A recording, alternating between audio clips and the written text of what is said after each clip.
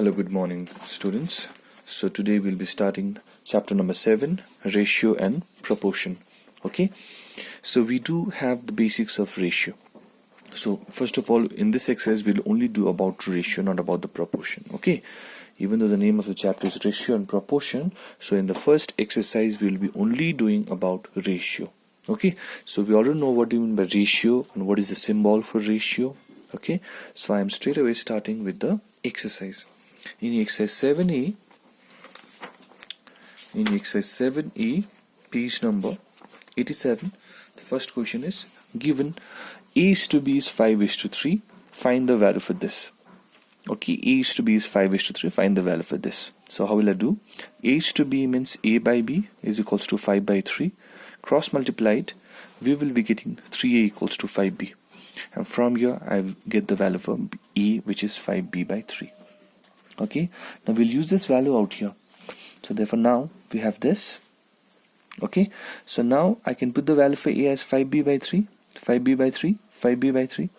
Okay, on doing so, now I can multiply 5 into 5 is 25/3 minus 3b, and denominator 25/3 plus 3b. Take the LCM, 3 gets cancelled out, so hence I get 25b minus 9b divided by 25b plus 9b. 25 minus 9 16b divided by 25 plus 9 34b. Okay, bb gets cancelled out, 2 8s are 2 7s are, so hence the required ratio is 8/17. Very easy question. Pause the video to note down. Alright, so in the same way you can do question number 2 and question number 3. A ratio is given, we need to find the value of this. Okay, number 2 and 3 you can do. I am now moving to question number 4. Now question number 4 is also similar to 1, 2 and 3. Okay, given that a minus b is to a plus b is equals to 1:11. So therefore a minus b by a plus b equals to 1/11. Again the same thing, here I can cross multiply it. So please do cross multiplication and you can simplify it. From here I'll be getting 10a is equals to 12b. 10a is equals to 12b. I can cancel out. So 5a equals to 6b. So hence the value for a will be 6b divided by 5. The value for a will be 6b divided by 5. And now this given, yes, we need to find the value for this, isn't it? So write this, and here numerator and denominator. Just now we got the value for a, so please put the value for a out here. So 5 into 6b by 5 plus 4b plus 15 divided by 5 into 6b by 5 minus 4b plus 3. 5 gets cancelled out, 5 gets cancelled out, so we get 6b plus 4b, 10b plus 15, 6b minus 4b, 2b plus 3. Okay, I hope you're clear till here. And now numerator, you can take 5 common. So if I take 5 common, I'll be getting 2b plus 3 divided by 2b plus 3. So hence 2b plus 3 gets cancelled out. Hence the required ratio is 5:1. So pause the video to note down again. So next question we're taking is question number 7. Find x by y. We need to find the value for x by y from this given equation. Okay, it is a bit different type of question because x squared plus 6y squared equals to 5xy. The equation is given to us. So what will you do out here? This is a very key important step out here. Now dividing both the sides by xy square. Dividing both the sides by y square. Okay, please remember, dividing both sides by y square, we get this divided by y square is equals to this divided by y square. Okay, and then I can split it term by term. That is x square by y square plus 6y square by y square, which is equal to 5xy by y square. Okay, now what happens out here? Y square and y square gets cancelled out, and therefore y and square also gets cancelled out. So therefore I'll be left with x square by y square, which is x by y whole square, plus 6, which is equals to 5x by y. Now bring this 5x by y to the left hand side. Hence I get the step, that is x by y whole square minus 5xy plus 6 is equals to 0. I hope you people are getting here till here. Okay, and now see, I need to find the value for x by y. We are getting this equation. So now again we start with the assumption. Let us assume x by y equals to p. So under this assumption, this whole equation becomes p square minus 5p plus 6 equals to 0, which is a well-known quadratic equation. We have already done this. Multiplication 6, addition 5. So on doing so, please factorize it. So I get 5 minus p minus 2 into p minus 3 is equals to 0. P minus 2 into p minus 3 equals to 0. So either p equals to 2 or p equals to 3. So therefore either x by y equals to 2 or x by y equals to 3. Okay, so pause the video to note down again. Question number 8 is very important, easy question. The ratio of 8 by 11 is equals to ratio of this 2, and you asked to find the value for 7x by 9y. So very simple step, just take cross multiplication, multiply it, you'll get the value for this. Okay, next one, we move to question number 9. In question number 9, read the question properly. Divide 1290 into A, B and C. So there are 3 people, A, B and C. We have to divide 1290 among these 3 people, A, B and C. In such a way, the conditions given to us, A will get 2 by 3 of B, A will get 2 by 3 of B, and B is to C is 4 is to 3. Okay, so these are these 2 conditions given to us, and we have to divide 1290 among A, B and C under this condition. So let us start with the condition as well. A is equals to 2B by 3, A is equals to 2B by 3, and B is to C is equals to 4 is to 3, and from here find the value for C.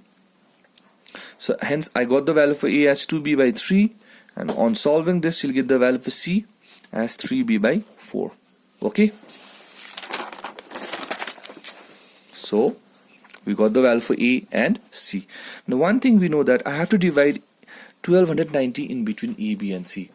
The amount of A plus amount of B plus amount of C cannot exceed 1290. So whatever A will get plus B will get and plus C will get has to be total equals to 1290. This is the meaning of divide 1290 into A, B and C. So write A plus B plus C is equal to this. This is according to the question. According to the question, I get A plus B plus C equals to 1290. Now it's very easy. Put the value for A, B is B itself, and put the value for C. Now I'll be getting an equation in terms of B, and if you solve it throughout, take the LCM as 20. Solve it throughout, you'll get B is equals to 600. Right? B is equals to 600. Now put this value for B out here. You'll get the value for A as 240, and put this value for B out here, you'll get the value for C as 450. So if we add this plus this becomes 1050, and 1050 plus 240 will be 1290, which is the total A plus B plus C. Okay, so pause the video to note down. Now let's move to question number 10. That was question number 9. Now this is question number 10. A school has 630 students, and the ratio of number of boys to number of girls is 3:2.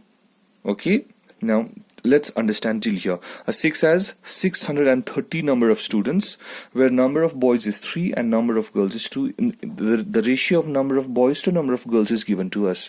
So whenever ratio is given to us, we can do with the assumption. Okay, so let the number of boys be 3x and let the number of girls be 2x. This is according to the question. Number of boys is to number of girls is 3:2. So number of boys will be 3x, number of girls will be 2x. Okay. So we know that total number of students is 630. So therefore 3x plus 2x is 630, and from you get the value for x. So if x is 126, the number of boys is 378, the number of girls is 252. I hope you're clear till here. This is the first part of the question. The second part of the question is very important now. Okay, in second part of the question, the ratio changes. Now this ratio, which was 3:2, number of boys to number of girls, this ratio was 3:2, isn't it? Now this ratio has been changed to the ratio changes to 7:5. The previous number of boys is to boys was 3:4, and now it has been changed to 7:5. And when is this happening? This is happening when 90 new students are being admitted. So this is our second case. So when 90 new students have been admitted, the number of new boys, it was 378. It was 378 before, and now the new number of boys, I'm writing 378 plus y. Now what is my y? This y is the extra number of boys, okay, from 90 students. And new number of girls will be 252 plus 90 minus y. 90 minus y, because see, 90 y is the number of boys, new boys, and then 90 minus y will be new number of girls. So when you simplify it, the new number of girls will be 342 minus y. 342 minus y. Okay, now, so therefore, as 90 new students has been admitted, so new number of boys I'm taking as 370 plus y. I'm telling you it's y, this extra number of boys. And new number of girls, it was 252 plus 90 minus y. See, 90 is the total number of students. Out of 90, I have already taken y, isn't it? And then new number of girls will be this plus 90 minus y. So 90 minus y plus y becomes 90. So hence it is new number of girls as 342 minus y. So according to the question, the ratio was 7:5. Okay, so new number of boys divided by new number of girls. New number of boys divided by new number of girls is 7:5. This is the new ratio. This is the new number of boys. This is the new number of girls. Cross multiply it. Then you solve it. You'll get the value for y from here. The value from y from here will be 42. So hence the new admitted number of boys is equals to 42. You can also write out here, let y be the new number of boys. Okay, so hence it will be clear. So pause the video to note down. So hence we got the new number of boys as 42. Okay, so question number 11, I'm giving a hint for you all. What must be subtracted from 9:17? So let x be the quantity that must be subtracted from 9:17 to get 1:3. That means 9 minus x divided by 17 minus x should be equals to 1/3. Solve it, you'll get the value for x. Okay, question number 12 is ICSE 2012. I hope this question you can relate to yourself. Okay, let's read the question quickly. The pocket money for Ravi and Sanjeev are in the ratio 5:7. So again the ratio is given to us, and this ratio is for pocket money. Pocket money for two boys, Ravi and Sanjeev. So let Ravi's pocket money be 5x and let Sanjeev's pocket money be 7x. Okay, Ravi's pocket money 5x, Sanjeev's pocket money 7x. The next one is given to us. Their expenditures are in the ratio 3:5. Ravi is to Sanjeev, their expenditures are in the ratio 3:5. So let Ravi's expenditure be 3y, Sanjeev's expenditure be 5y. Pocket money is given to you. You are spending some of the money as expenditure. So therefore whatever is left out, that is your saving. Okay, and now if each saves 80 rupees every month, find their monthly pocket money. Now Ravi is also saving 80 rupees. Sanjeev is also saving 80 rupees. Okay, let us once again go to the question. Ravi is to Sanjeev, pocket money is given to us. Ravi is to Sanjeev, expenditure is also given to us. These are their pocket monies and these are their expenditures. Now both of them are saving 80 rupees each every month. Okay, so if I do for Ravi, then what is Ravi's pocket money? 5x. And how much Ravi is spending? Expenditure 3y. So if I subtract 3y from 5x, he has 5x as pocket money and he's spending 3y as expenditure. So if I subtracted pocket money minus expenditure, that will be saving, isn't it? 80 rupees. Similarly for Sanjeev. Sanjeev's pocket money is 7x and Sanjeev's expenditure is 5y. So if I subtract 5y from 7x, I'll be getting his savings because both of them are saving 80 rupees. So 5x minus 3y, this is the saving for Ravi. 7x minus 5y, this is the saving for Sanjeev. And both of them are saving 80. I hope you're clear with this calculation. And now this is very simple linear simultaneous equation in x and y. You can easily solve, get the value for y, and you can easily solve and get the value for x. So I don't think so you need any clarification out here. Simultaneous equation we have already done in class 9. Mark equation number 1, equation number 2. Okay, multiply with 7, multiply with 5, and you know what to do. So on doing so, you'll get the value for x and y. And what we'll do now, what is the question asking you? Then find the monthly pocket money. So what is my pocket money? 5x, 7x. What is the value for x? 40. Now Ravi's pocket money will be 5 into 40. Sanjeev's pocket money will be 7 into 40, which is this. So therefore Ravi's pocket money will be 5 into 40, rupees 200. Sanjeev's pocket money will be 7 into 40, which is 280. So hence till here for today. Your homeworks will be question number 13 also, which is number 13 is same as example number 5 in page number 83. Please follow the example and solve number 13. So assignments for today, please note it down. Number 2, number 3, 6, 8, 11, 13 and 14. Okay. So tomorrow we'll start from question 18 onwards and finish this exercise. And then in the next class we'll start proportion, which is very, very important for your IC AC. So that's it for today. I'll see you in the next one, right?